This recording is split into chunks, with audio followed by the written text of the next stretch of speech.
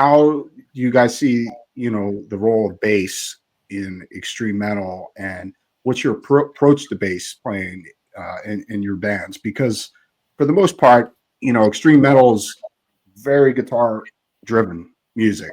So the bass, there's only some bands like that stick out, like say like Autopsy or something like that, where the bass is very prominent in the music.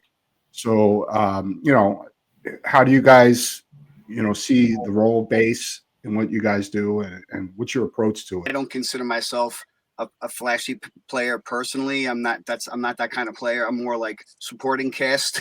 You know what I'm saying? The foundational, grounding of the band.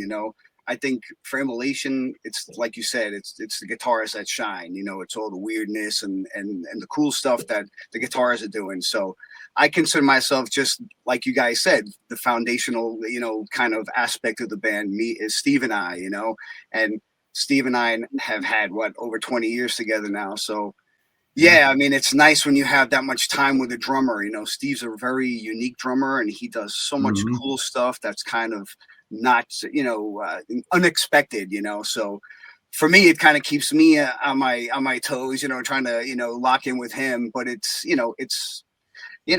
something like I come from like Steve Harris, for example. He was the guy who got me into understanding like bass's role in metal, Um, and Harris was always great at, I mean, first of all, his sound was so distinguishable on the records because you could hear the bass always better than the guitars. His tone was very, it cut through, and it just shone through everything. It's, which I loved. But that being said, I'm not that kind of player. I don't like that kind of tone for myself. I like a warm, solid, heavy tone that just fills in all those gaps. Right. Um, Harris's style, even though